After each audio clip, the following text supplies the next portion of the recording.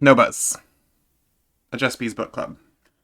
Uh, Probably going to be a fairly short one today. Got my hands on a copy of Antarctica by Claire Keegan. I think this was originally published in 2000. Is that right? Um, Grove Press, 99. It's a collection of short stories of some of her older work. I believe this is her first collection, or at least the first one that came out in the US, almost certainly.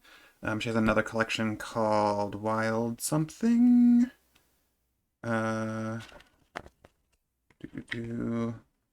Walk the Blue Fields. That's the thing of hers I have not read yet. If you don't know, I can't remember if I talked about small things like these on No Buzz. It might have been before I started when I read it, because I picked it up at random, just thinking like, oh, this is like a short little thing. I'm in the mood for a short little thing. I started it and I was like, oh, this is really Dickensy, like it's all Christmas Carol and shit. And then like 2 pages later, I was like, oh, this is beautiful. Okay. And then more recently, I read Foster, her most recent sort of short story slash novella, published standalone. That one I definitely talked about and I definitely loved. There's nothing in Antarctica that I think hit me nearly as hard as anything from either Foster or not anything from, but either. There's no short story in here that hit me as hard as Foster did, or as small things like these did, especially. Um, which I was thinking about that as I was sort of prepping for this, and I kind of realized I think Claire Keegan might be my favorite short story author working right now. I have very much fallen out of that field. I used to read a ton, especially of like speculative fiction. Back like a decade ago, I was like really up on all the magazines and stuff like that. These days, I can't think of a ton of short story authors. I mean, uh, Kimbo Young, whose collections. Again, I don't think I think I read. I'm pretty sure I read. I'm waiting for you, or I'll be waiting for you. Before I started this, but I think I read On the Origin of Species and Other Stories since then. I think she's pretty phenomenal, but very different sort of mode. I think I mentioned her as like the literature of ideas sort of science fiction writer, which is not necessarily what I come to Keegan for, because, well, first of all, she's not speculative fiction. Um, and I'm just trying to think of anyone else who's like springs to. I mean, probably the latest thing I read was Night Watch by Stephen King, and like some of those kind of still stuck with me. But still working on that project. I just can't find a copy of The Long Walk anywhere. The Stand didn't break me. It got very close, but it didn't quite. Anyway, so I'm not going to talk about each and every story in here.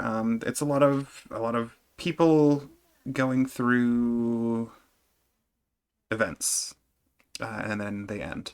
It's the sort of the long and short of it. There were two little things I wanted to read as things that I thought were like especially indicative of what I get out of Keegan, and I put this in a blurb for work. Um, but I think the most sort of summative way I can talk about my feelings about Keegan is that she does two things um, as good as, if not better than maybe anyone. Um, Number one, she has a voice for or an ear for dialogue that is just like, and that is not as developed in the stories here in Antarctica as it is in small things like these and Foster. Um, but even here, there's some misses, but there's some hits also, and it just like when her characters speak, you can hear them um, in a way that is simply not true for most writers. I think Stephen King especially not. Um, Not to harp on Steve. Um, but so she has this ear for dialogue that is like maybe literally unmatched in anyone I've ever read. And she has this facility to convey a super sharp image. And that was the things I kind of wanted to mark out and read bits of. Um, so the first thing I'm gonna sort of talk about. I mean, I guess Joyce is also very good at having an ear for language, even in um, a much more modernist style than the sort of pared down stuff that Keegan often is engaging with. Um, but yeah, so this comes near the end of the short story, Men and Women. It's about a little girl. She like believes in Santa. There's a dance at a cowboy bar and a raffle. And this is the last like page and a half of it, basically. Um, do the chestnut trees? Oh, this just made me think of. I was thinking of Portrait of the Artist when I said Joyce, but Dubliners also especially is just the language in there, and the facility for an image. But anyway, the chestnut tree's boughs at the end of our lane are cracked with snow. Da stops the car, and we roll back a bit until he puts his foot on the brake. He's waiting for Mammy to get out and open the gate. Mammy doesn't move. Have you got a pain? He asks her. She looks straight ahead. Is that door stuck or what? He asks. Open it yourself. I'm obviously not doing the accents, because that would be embarrassing, even though this is a book club just for bees and only bees are allowed to watch. Uh, he reaches across her and opens her door, but she slams it shut. Get out there and open that gate, he barks at me. Something tells me I should not move. Seamus, he shouts. Seamus! There's not a budge out of any of us. By Jesus, he says. I am afraid. Outside, one corner of my "This way, Santa" sign has come loose, the soggy cardboard flapping in the wind. Da turns to my mother, his voice filled with venom. And you walking up in your finery in front of all the neighbors, thinking you'd won first prize in the raffle. He laughs and opens his door, running like a tinker out of the hall. He gets out, and there's a rage in his walk, as if he's walking on hot coals. He sings Far Away in Australia. He is reaching up, taking the wire off the gate, when a gust of wind blows his hat off. Excuse me. The gates swing open. He stoops to retrieve his hat, but the wind nudges it farther from his reach. He takes another few steps and stoops again to retrieve it, but again it is blown just out of his reach. I think of Santa Claus using the same wrapping paper as us, and suddenly I understand. There is only one obvious explanation. My father is getting smaller. It feels as though the trees are moving. The chestnut tree, whose green hands shelter us in summer, is backing away. Then I realize it's the car. It's us. We are rolling, sliding backwards without a handbrake, and I'm not out there putting the stone behind the wheel. And that is when Mammy takes the steering. She slides over into my father's seat and puts her foot on the brake. We stop going backwards. She revs up the engine and puts the car in gear. The gearbox grinds. She hasn't the clutch in far enough. But then there's a splutter and we're moving. Mammy is taking us forward past the sign, past the Santa sign, past my father, who has stopped singing, through the open gates. She drives us through the fresh snow. I can smell the pines. When I look back, my father is standing there watching our taillights. The snow is falling on him, on his bare head, while he stands there, clutching his hat. And that's the end of that story. And like I said, to me at least, that is a really, really, really, really well conveyed image of a man being snowed on his bare head while he holds his hat. It just like it cuts through language in a weird way. It's marvelous to me. I read that and I was like, oh yeah, this is the Keegan I'm here for. That's the second story in the collection. The first one is not bad, but it is a little odd, and I think it kind of misses on that front. It's about a happily married woman who decides she wants to have an affair, and the affair goes a little weird. I don't know. There's something just absolutely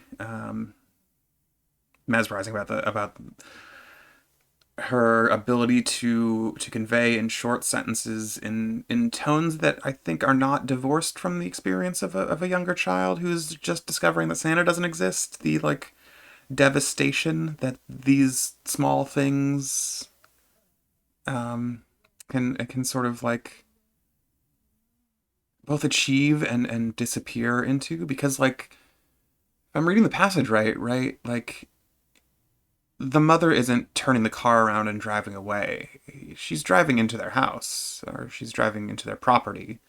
And so the father has, for all that there's that moment of him that moment that we are crystallized in by the end of the story, obviously. But like the supposed continuation is he just ends up having to walk back home, and then there's a fight or a stony silence or whatever it is. But the fundamental pact of the family is not broken by this image, but it's still such a clean thing to end on, um, that yeah, I was blown away when I first read it. And then the other thing I wanted to just sort of like touch on is there's a story called Burns, a little ways further in. It's about, if I'm remembering correctly, it's about a man and his kids and his new wife sort of moving back into the house that he shared with his previous wife, with whom he had those kids, as a way to like sort of reclaim something of his own life, of his kid's life. And there's like pretty sharp insinuations that the wife was abusive toward the children. It seems like the stepmom is trying, but is, you know, not completely like ingrained in the family dynamics. There's a lot of families in these, which, you know, abolish the family and all that. Um, so it's sort of like a short story, just, you know, about being in an old house that's a little haunted, you might say. Um, let's see. So yeah, it starts with them just sort of at the house, and then they sort of decide like maybe we can sort of like move things around. We can change the house so that it isn't just like completely oppressive on us. And like I said, I at this point was like, oh yeah, this is a haunted house story. And then I read this ending, and I was like extremely gratified by it. Let's say. Uh, okay. Again, I'm going to read about a page and a half, 2 pages. The night it's finished, their father drives down to the Winn-Dixie market for root beer. Robin has a tray of lasagna in the oven, and she's baking a chocolate cake for dessert. The kids kneel in the director's chairs around the island. The island is the big thing they've just had put in, a kitchen island, and help out. Robin puts the eldest boy in charge of sifting the flour and cocoa, while she beats the butter and sugar with a wooden spoon. The girl measures out the teaspoons of baking powder and cornstarch and greases the tin with butter, while her brother whisks the eggs. Robin gives everyone a turn at the mixing bowl, smiles at the eldest boy, who is left-handed and mixes counterclockwise. She checks the oven and pours the batter in the tin. The children lick the bowl clean. Okay, says Robin, your dad'll be home soon. Let's clear up. Robin lights a candle and places it in the middle of the island, dims the lights. She reaches out for the red flowers on the sill and notices something at her feet. At first, she thinks it's a mouse. She is not afraid of mice. The girl is the first to scream. The children instinctively climb up on the island for safety and knock the lighted candle over. And that is how their father finds them, his 3 children and his new wife screaming, a naked flame, a fire starting in the kitchen, and the floor moving. He douses the candle quickly before it catches and looks down at the floor. He has never seen anything like it. For some reason, he cannot move. Instead, he remembers an old black and white movie with locusts descending on a field somewhere in Africa, wiping out an entire crop, a livelihood, in minutes. Cockroaches are everywhere. Hard-bodied, shiny roaches. They are crawling around the island, scuttling up the cabinet doors, behind the taps, underneath the water fountain. They swirl in behind the red flowers that smell like cat piss on the sill. The sound they make is not unlike the sound of drizzling rain. The children are standing on the island. The eldest boy reaches for the cooking utensils on the beam, the serving spoon, the fish slice, the ladle, and hands them to his siblings. They start killing. They stamp on them with their sneakers. The girl, reluctant at first, rolls her sleeves up to get a good whack at them. Robin runs into the junk room. Her shoes make an awful sound with every step. She brings out tennis rackets and plastic baseball bats, and she too starts killing. Her husband is mesmerized. His new wife is killing with both hands. "Don't just stand there," she screams. "Help us!" She hands him the baseball bat, opens a cabinet door onto the island, and a fresh invasion spills out on the floor. A darting stream is crawling up from what seems to be the heart of the house, from downstairs into the center of the kitchen. A surge of children's voices, piercing and irreverent, thunders through the house. Everyone clambers, is covetous to kill them. Come on, the father is shouting. Come on, you bitches!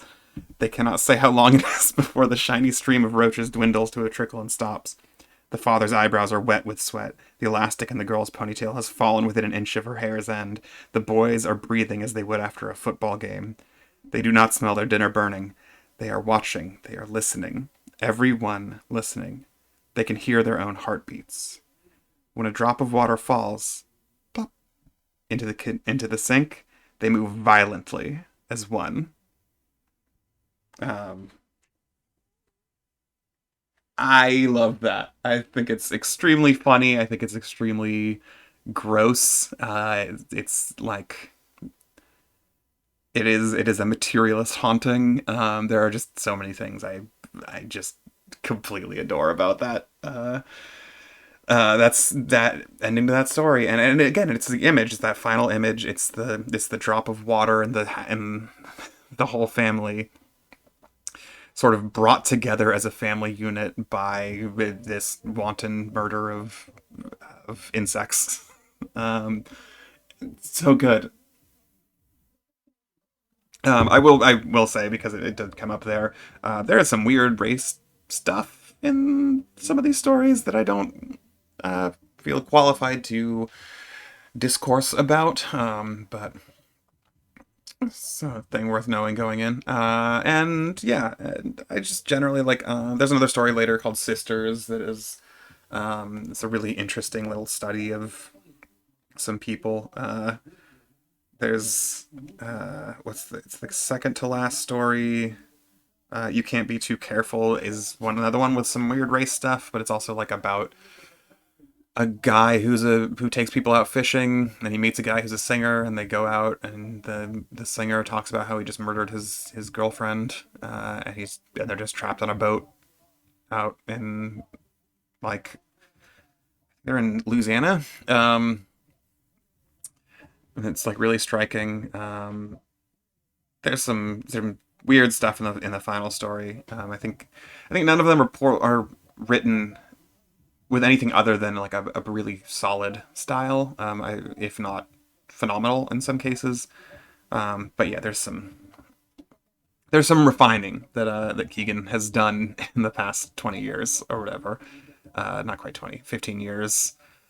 To get to things like small things like these in Foster that I think are just phenomenal, as opposed to really, really good. And I mean, I think Antarctica is full of stories that are really, really good, with some misses. But yeah, I cannot get enough of her voice, and I am excited to find that other book at some point and read it.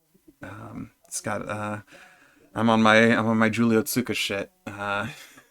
Keegan is officially now one of those writers where I'm just like I want to read everything you've written, um, and I will because it's not an obsessive amount like some other some other things I'm doing recently. Anyway, yeah, Antarctica's cool. Claire Keegan's great. Hey, thanks for not watching.